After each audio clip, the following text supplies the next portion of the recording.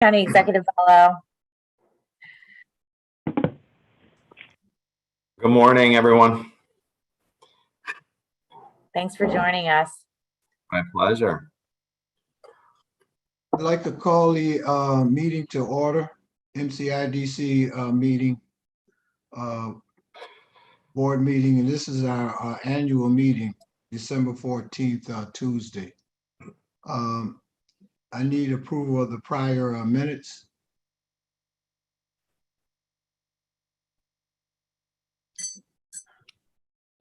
We need a motion. Them. Second. All in favor? Aye. Any opposed? Any abstentions? Okay. Is Kevin here? Local labor report? Yes, good morning. Good morning. All right, so I have the November 2021 monthly report, covers our visits between November 1st and November 30th. During this period, we made 10 monthly site visits. We made 0 follow-up visits during this period. We checked with residency with 121 workers. Of those, we had 0 issues of non-compliance. As of November 30th, all monitored sites were in compliance at the time of our inspection, and we had no new signs delivered during this period. Any questions for Kevin? Okay, it gives me great pleasure to introduce our county executive this morning for the reappointment of our board members and appointment of our officers. But first, I'd like to say, County Executive Bello, a very, very good job that you're doing crisscrossing the county here, keeping us safe during this pandemic. There's been so many things that have happened since you have been elected, and your biggest job so far to task will be appointing these officers this morning. So don't be nervous. Take as much time as you want, and we'll turn it over to you, sir. Hanif, thank you so much. And it has been quite a year and a couple of years for all of us. Don't worry, you are all the ones who should be nervous because I'm about to make some appointments, and because we're virtual, we can just mute you so you can't say no.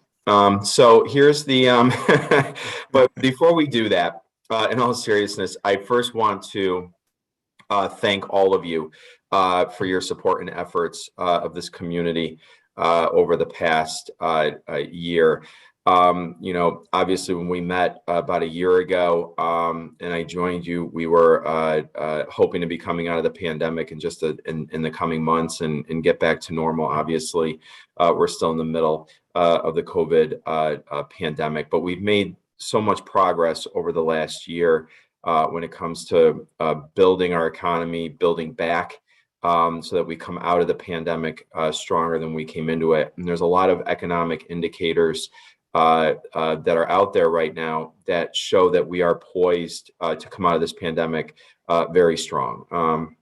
There were some recent statistics that came out related to job growth that has our area leading the state in job growth and things like that. So I think we're doing very well considering where we are, but your support over the last couple of years of our small business emergency loan fund by providing those 200 businesses that applied for those emergency loans that then we were able to turn into grants using our CARES dollars was so critical to provide immediate needs and to meet the immediate needs of our business community.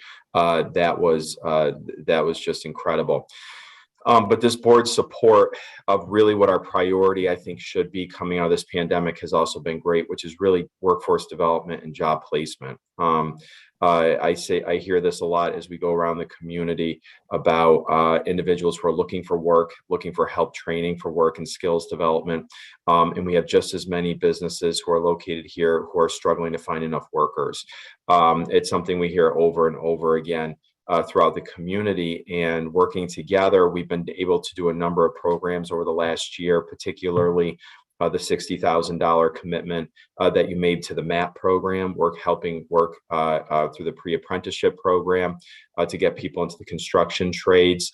The $50,000 grant that you offered to GRE with the economic gardening program, the $35,000 grant to the Rochester Museum and Science Center Careers Ladder program, which is particularly helpful for students ages 16 to 21 as they're getting into the workforce.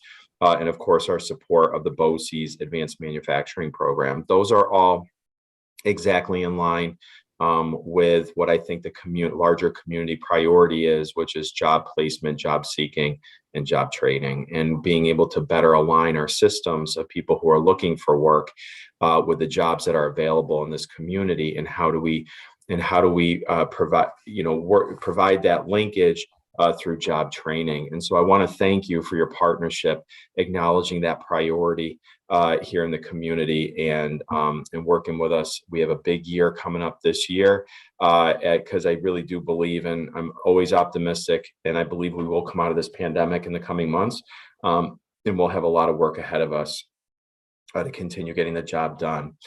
So thank you. And I know that these are volunteer positions as well. And I'm about to make some appointments and put a little more work on your plate. But this community really does appreciate the work that each and every one of you does.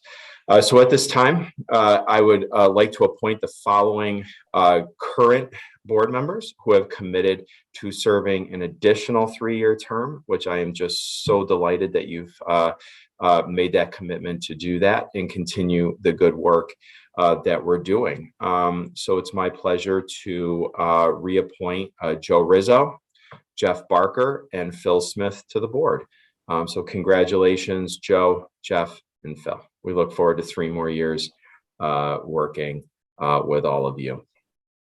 And it is now my pleasure to make appointments to officers to the board. So I'd like to appoint the following slate of officers. First, President Hanif Abdul Wahid. For Vice President, Chris Johnston. For Secretary, Lynn Ryan. And Treasurer, Jeff Barker. So congratulations. I hope you all accept your appointments. Please. Otherwise start turning off your camera feeds because I'm calling on you. Okay, so congratulations to our slate of officers for 2022. Congratulations on the appointees for serving on the board, and my best wishes to you for this new year. I'm really looking forward to working, continuing this relationship as we achieve our objectives, to help build this economy and make sure that this community works for everyone who calls Monroe County home. So before I turn it over to Annalise, I'm happy to open the floor if anyone has thoughts that they want to share with me before we move on to other, you move on to the rest of your business today, or any questions that you have for me. But again, we'd like to wish you all a happy holiday season and a great new year. And again, looking forward to working with all of you.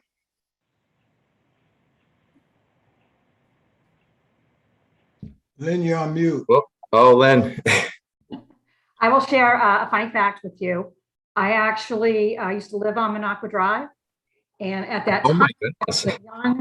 a young Adam Bello that would run up and down the street. Uh-huh. You were about maybe 6, 7, 8 years old, and how ironic is it now that you are now appointing me an officer position on the board? So while I was the adult, that is.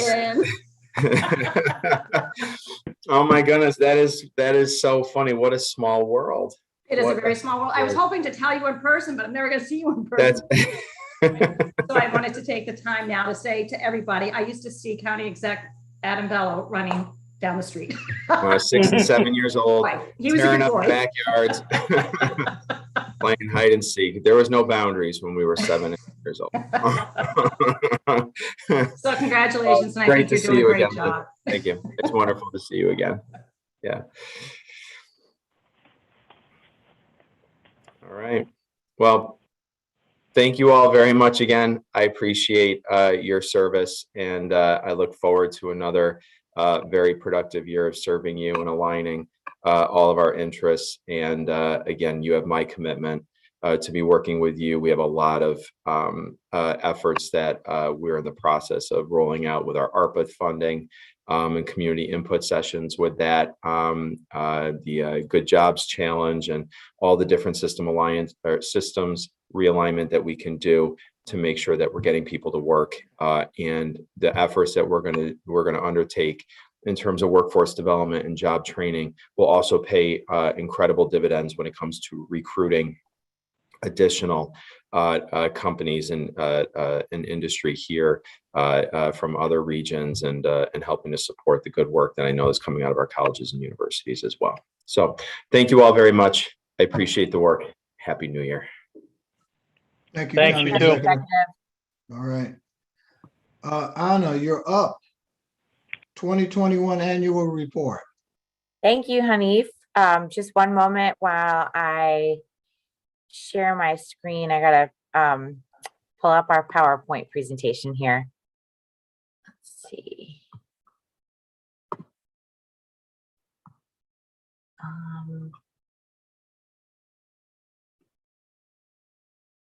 I have a lot of different windows open, so one second, bear with me here.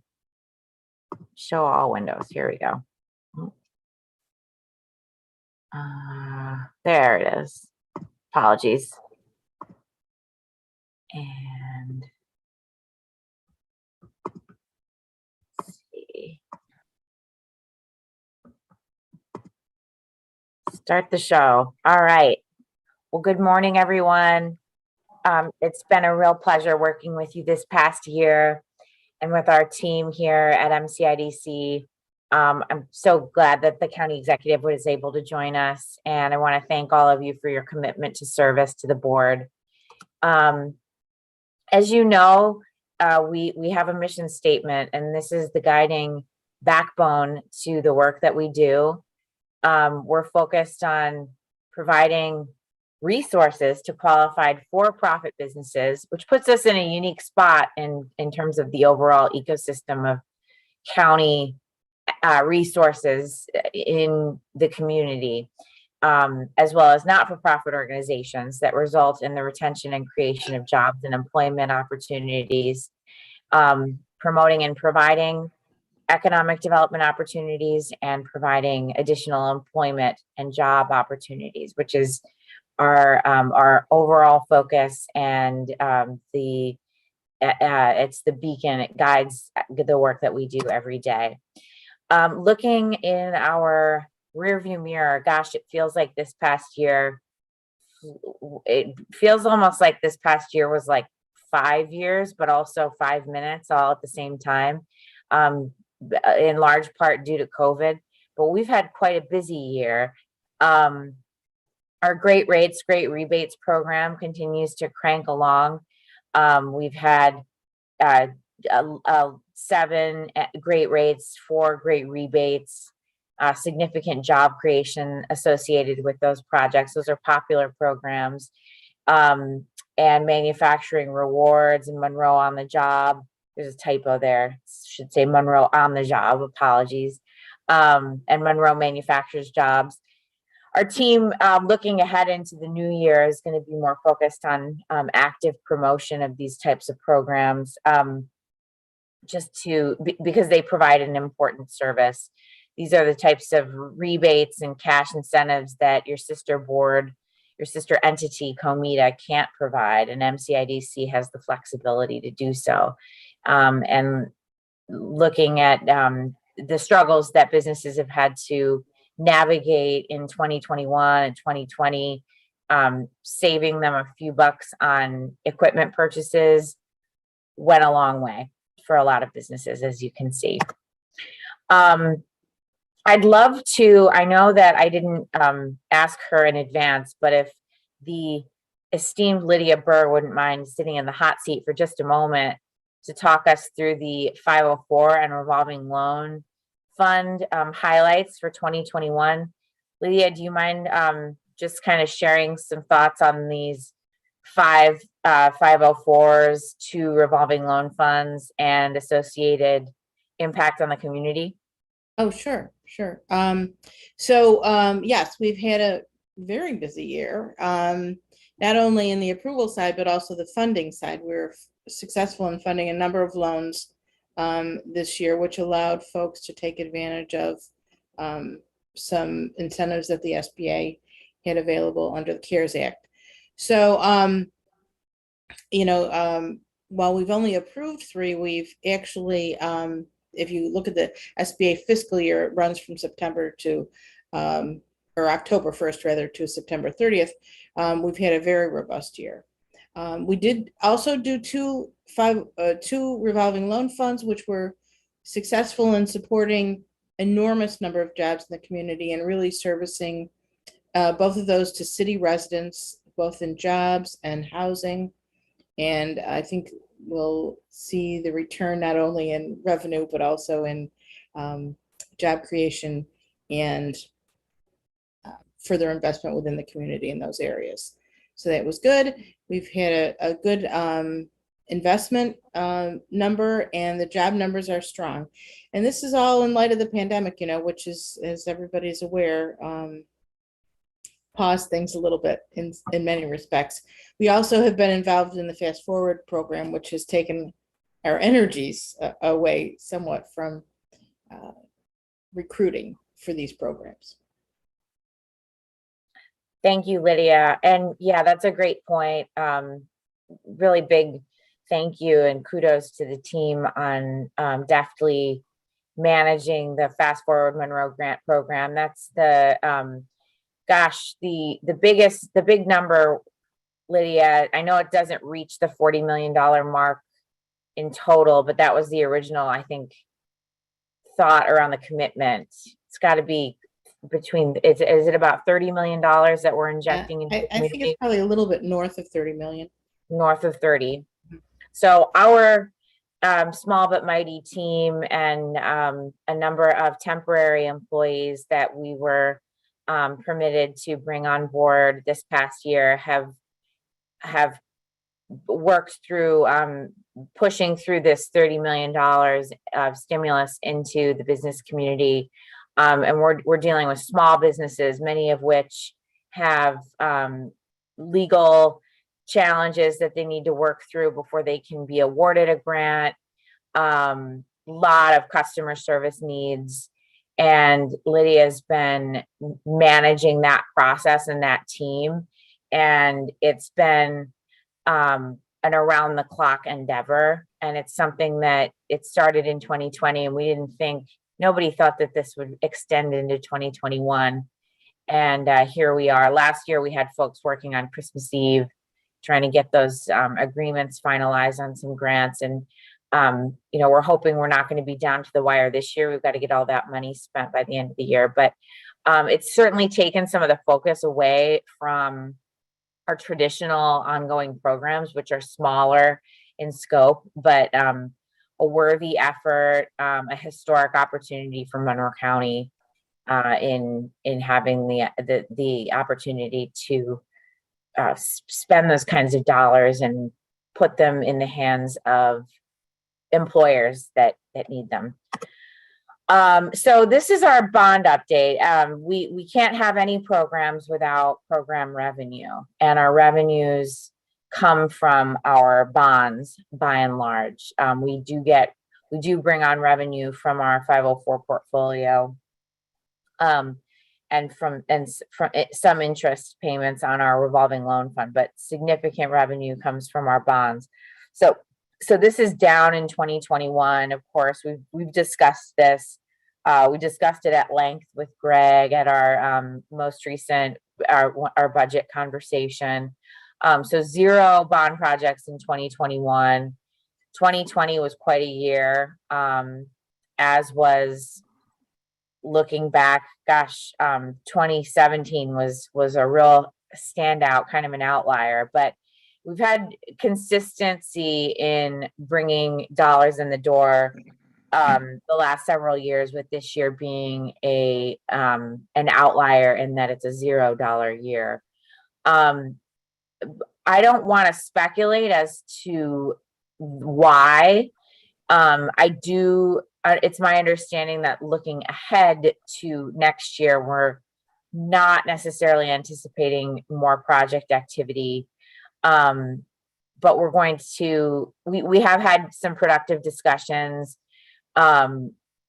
including with our new council, with Barry, about ways that we as a team can be creative in promoting these bonding opportunities and better networking with financial institutions, investment bankers, folks that may not be aware that we have these powers.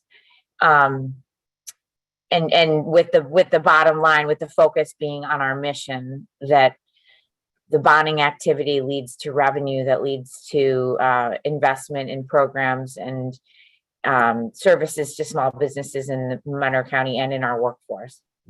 Are there any questions or comments about the bond update? I know that our board is by and large bankers, so you may have some insights to share that that I lack the expertise to elaborate on, but would love to open it up to some dialogue if anyone's interested in talking about this slide in particular. All right, I'm going to move right along. So programs, this is what we're able to do with the revenue that we bring in the door. The county executive mentioned the Rochester Museum and Science Center Career Ladders program, economic gardening, BOCES, and MAP. That's the multi-craft apprenticeship program through the Rochester Building Trades that recruits individuals from parts of the city, that folks that are looking for work, and trains them for at no cost to them into careers in construction. The BOCES commercial driver's license program, relatively young in the broader scope of MCIDC programs, but it has been in our portfolio for a couple of years now. You may or may not have seen the news that commercial driver's license holders were a hot commodity in the workforce this past year. And we've had a lot of organizations knocking on our door wanting to access this program, and also BOCES communicating to us that they wanted to work with us looking ahead to expand the program so that they can better promote it and recruit more individuals to sign up and participate. Free CDL training for candidates. And we want to shore up the job placement function associated with it. Interestingly, two to 3 county departments have approached us seeking access to the program. The airport, the Monroe County Department of Environmental Services, and the Monroe County Department of Transportation, all of which are having a hard time, recruiting and retaining CDLs. So it's serving our interests as county government, just as it is serving the interests of the broader workforce. The BOCES 1 and BOCES 2 SAME program, the Summer Advanced Manufacturing Extension, this is for middle school and high school students, immersing those children in careers in manufacturing, which is very important because that's an area of our workforce where shoring up the pipeline is crucial. And for the longest time, K through 12 focus on career development has been all on white collar, for the most part, on white collar work and 4-year education. This program actually exposes shining star kids to some of the really innovative manufacturing businesses we have right here in our backyard, shows them how cool it could be to work there, and helps us to redirect some of those kids so they're not taking on a ton of student loan debt and they're pursuing a really lucrative career in manufacturing. And then economic gardening, I believe this is our 3rd year supporting economic gardening at Greater Rochester Enterprise. This is really a best in class, best practice business retention and expansion program, through which there are a number of programs all over the country that are part of the economic gardening network. The program that GRE has in place for the 9-county Finger Lakes region is one of the larger and more successful and impactful ones in the country. Bigger, in fact, in terms of its economic impact and its alumni network than statewide programs. Like I know the statewide program in the state of Louisiana, we're larger than that one. We're larger than the one that's in the state of Florida. Provides technical resources and services to medium-sized businesses. So between 10 and 99 employees, really in that sweet spot where you're not a startup anymore and you're not so large that you're in scale up mode. But you might be resource strapped when it comes to something like lead generation or search engine optimization or wanting to do some competitive analysis on certain parts of the country where you might want to do business, stuff like that. It's a really innovative program, and I'm glad that Monroe County can support it through MCIDC.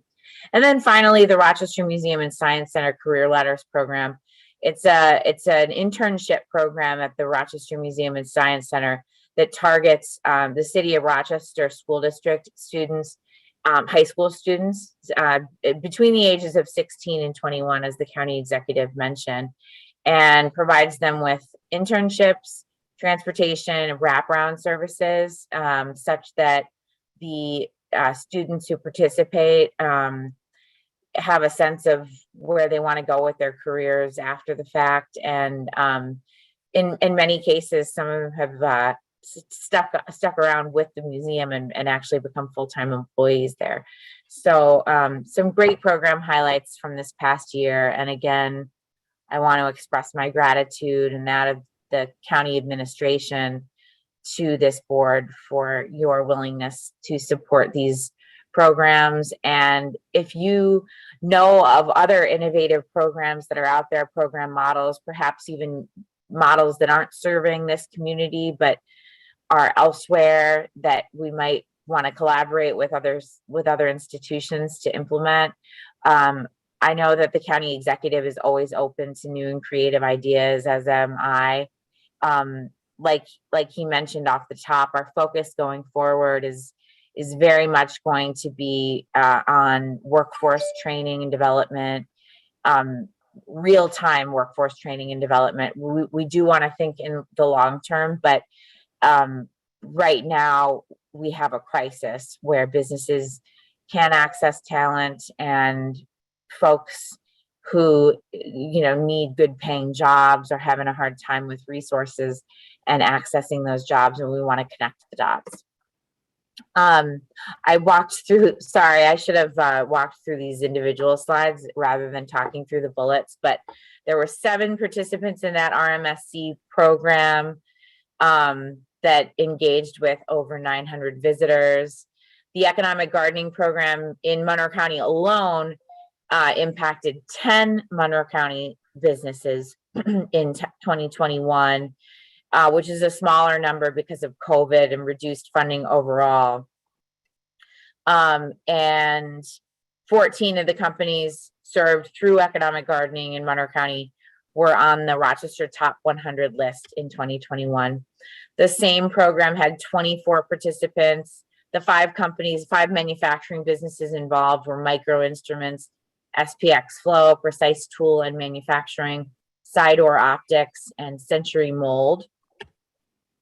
The CDL program had 8 student enrollees. The newest cohort is underway and bumped enrollment up to 14 because of interest, not just because of interest from the workforce, but because of employers. map, the funding that MCIDC made available covers a 15 student cohort and 160 hours of training. And then looking ahead to 2022, I talked about workforce. One thing that I want to, two things that I want to focus on here are just the retain program. So this board approved, we did some, we worked around with some numbers, and we capped our great rates, great rebates this past year in order to find $100,000 in our budget to put towards the county executive's stated commitment to retention of college graduates in Monroe County. He talked about instituting a program called Retain, which, as you may recall, back in February of 2020, we entertained a proposal that had been put forth by the previous administration, and this board did not approve that proposal because of some questions about its structure and its overall impact vis-a-vis the dollar commitment. It was kind of top heavy, so to speak, a lot of money, few students, would have involved us paying room and board and RIT, et cetera. This is an innovative pilot program that we have worked on and got approval from this board, whereby we're going to build a system in which we recruit and select a limited number of graduates of four-year and graduate programs in Monroe County from U of R, RIT, Fisher, Nazareth, other four-year institutions, and encourage those with those individuals' commitment to remaining in Monroe County after graduation upon a full year of living and working here, whether they work remotely for a company not based in Monroe County or they work for a company here locally. We'll provide them with a small, almost like a great rebate or a manufacturing. It's built on the manufacturing rewards program, really. We reward them with a small $1,000 to $2,000 stipend to help them pay for perhaps a student loan payment or down payment on a car, or pay for a month's rent, etc. That was the skeletal framework of the original vision. Monroe County Executive Adam Bello last week at the Rochester Downtown Development Corporation Vision Future Luncheon talked at length about his vision to implement this program in 2022, move forward full steam ahead with it, and his openness to collaborating with other partners in the area to build upon the original idea. So we'd like to take the next step with this board and with staff in the near term to roll it out such that students that are enrolled in our colleges and universities that are slated to graduate in the coming year can perhaps avail themselves of the resource. And we want it to be impactful, but we don't want it to obviously bankrupt the organization. So we're open to ideas. The final bullet references ARPA, the American Rescue Plan. As you may know, Monroe County is in receipt of $144 million of ARPA funds in order to mitigate impact of the COVID-19 pandemic on our economy and on public health. And my colleague in the Department of Planning and Development, Rebecca Keiko, she's our deputy director.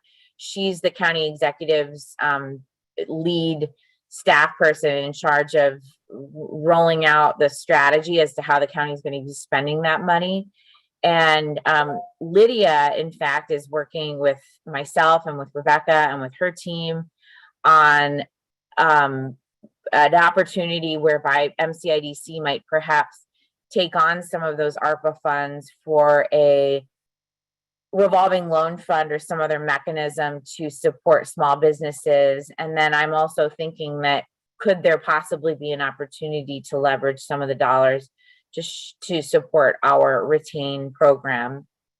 So before I open it up to discussion, I'd love to again ask Lydia, if you don't mind, Lydia, just talking quickly about your early stage vision for this ARPA loan program, and where we are currently and where we need to be in order to gain approval. My pleasure.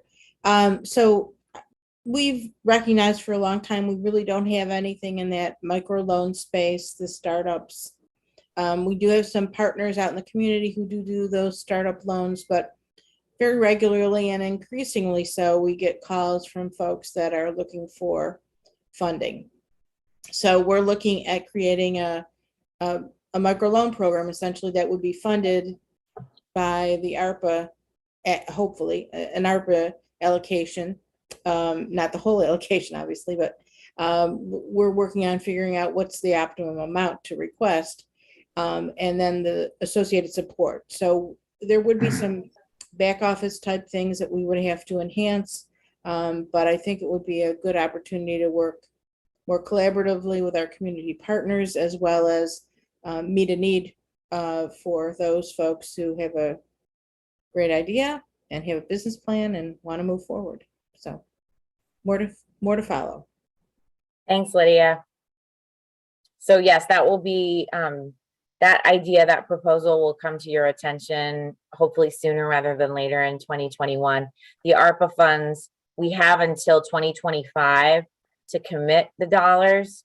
And the goal is to start moving the funds in June of 2022 and having a plan as to how the county will fully commit the dollars by that period as well. So really kind of between the second and third quarter of the coming year.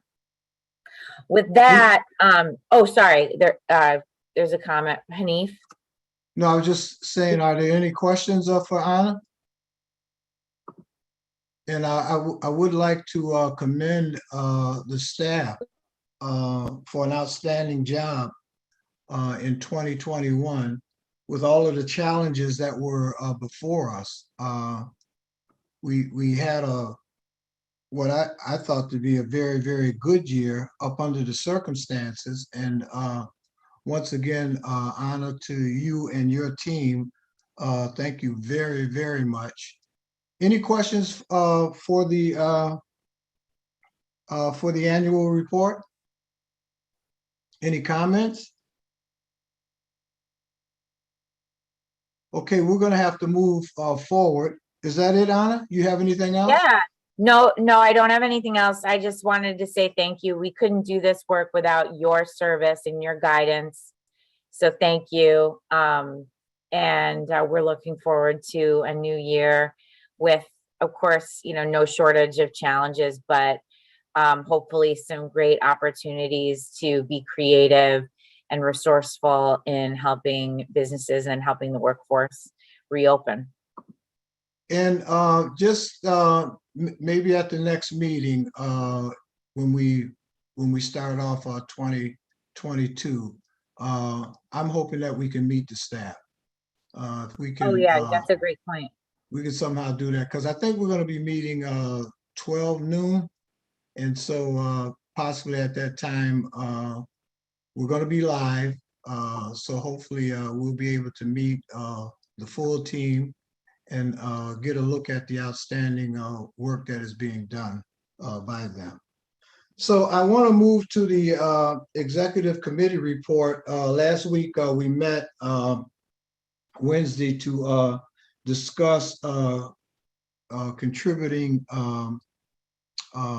to a program for Rochester Works. And it's a one-year agreement with a premier virtual event. And we have Dave Seeley and Laura Seelman that are with us. Last week, the executive committee made the recommendation to approve virtual job fairs, which are going to take place next year, tentatively between February 1st, 2022 and January 31st, 2023.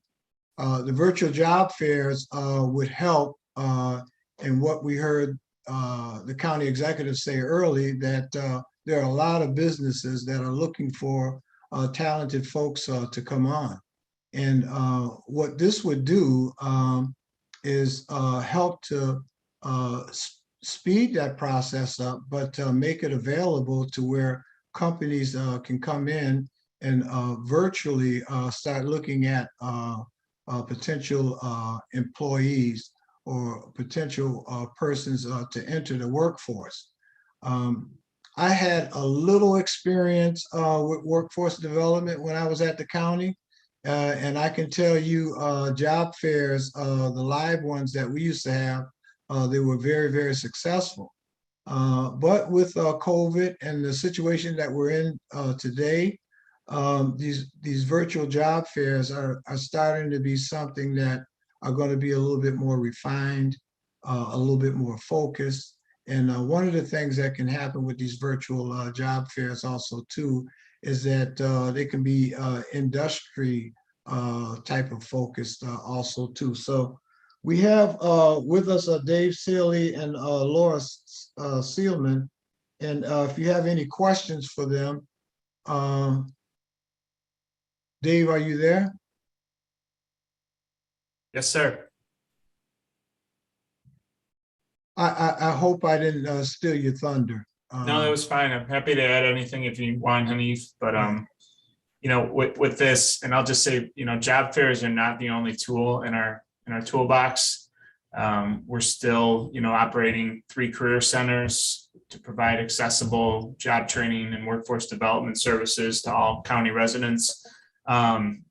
But I will say, you know, we do utilize job fairs as a tactic, and it's something that frankly our employers are very much looking for those opportunities. So we're looking to diversify the delivery of that service. And our goal is just to provide more handshakes, whether they're in person or virtual, to help connect our workforce to our economy. And again, this is would be a very good addition to that toolbox. And grateful for the consideration of the IDC.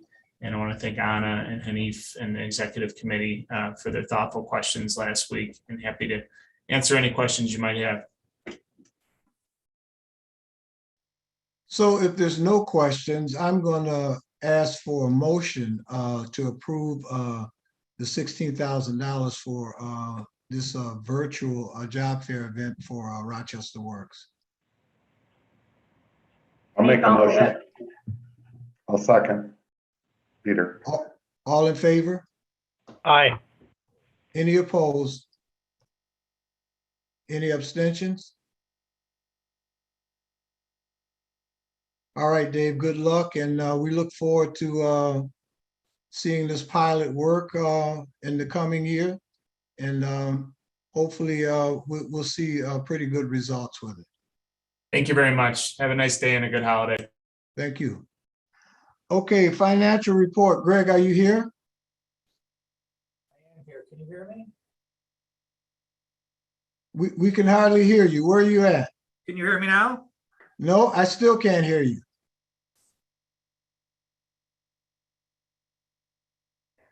How about now? No, I still can't hear you, Greg.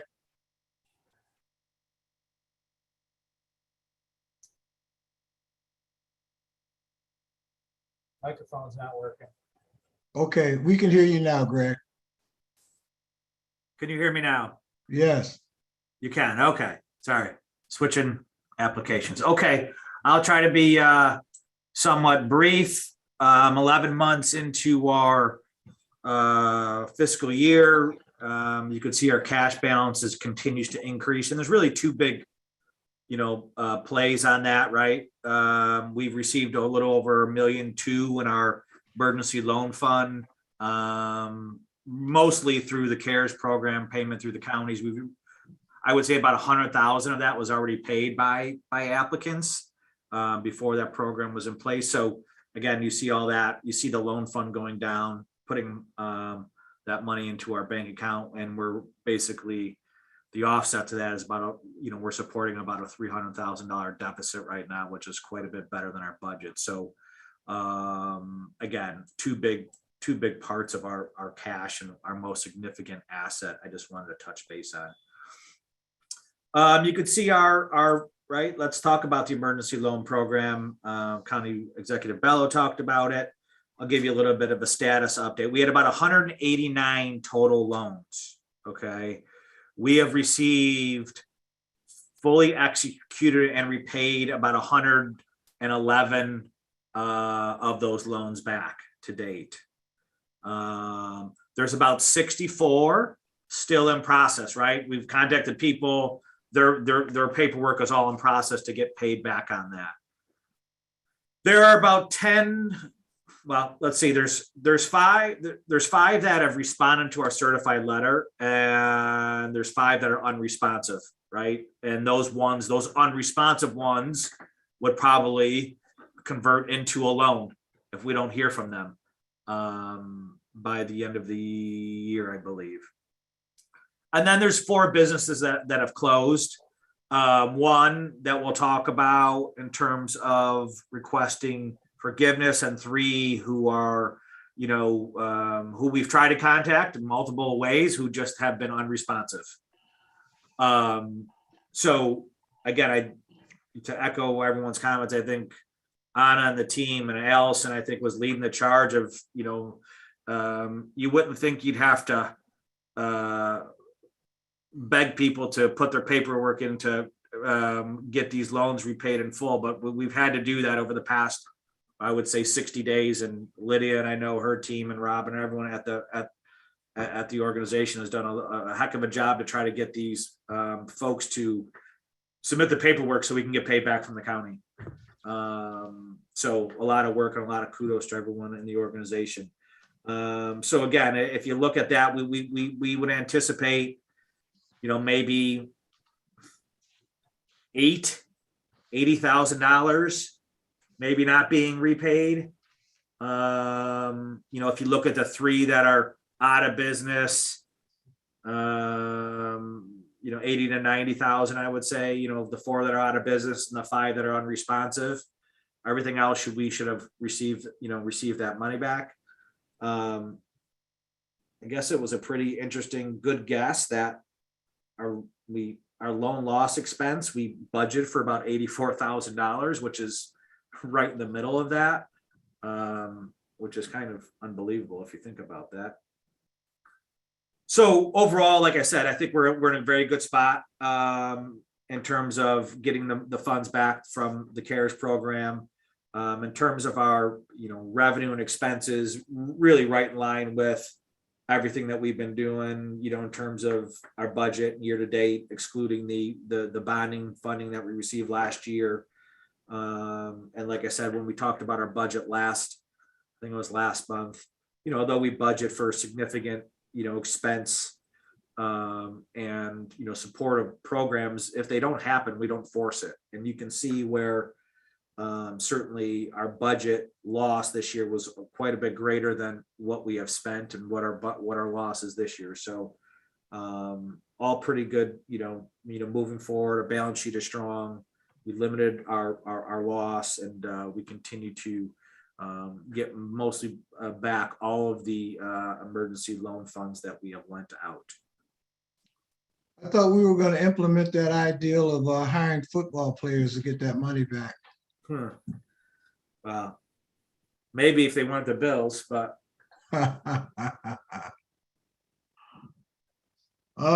great job though. I mean, seriously, it was it is good to do the amount of paperwork. You wouldn't understand the logistics, even with Rachel and the team behind the scenes, to get all the funding and the paperwork in and get paid, because every funding is an individual transaction. Mm-hmm. So we've had to do, the team has done a phenomenal job over the past, really, I would say 6 months, but really ramped it up over the past couple months to get those fully funded and get those reimbursed by the county. Well, to me, that sounds like good news.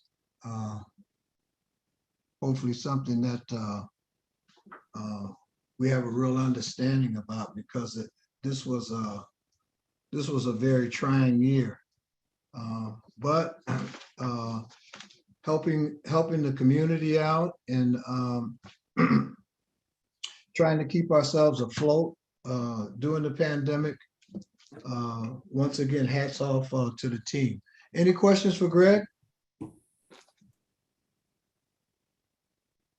If not, I'm going to ask for a motion to go into executive session so we can discuss some matters leading to appointment of a corporation here and loan request. I'll move it. I'll move it to Neve. We need a second.